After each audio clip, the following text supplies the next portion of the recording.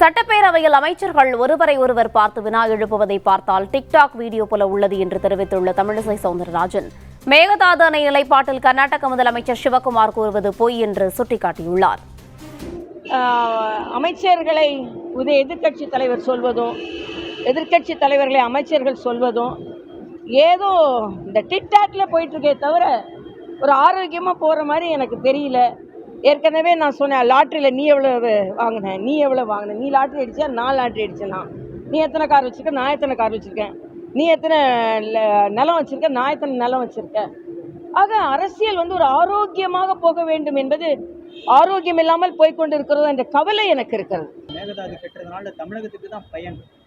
அது நம்ம இல்லைன்னு சொல்லிட்டோமே, அவர் பொய் சொல்லிட்டு இருக்காரு, நம்மளாம் அதை கேட்கணும்னு இல்லை.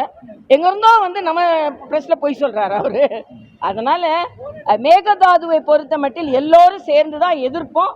அது மத்திய அரசும் ஒன்றும் அது கர்நாடகத்துக்கு கட்டி கொடுப்பேன்னு சொல்லலை. அதனால் நிச்சயமாக மத்திய அரசு நியாயமாக நடந்து கொண்டு இருக்கிறது. மத்திய அரசு நியாயமாக நடக்கும்.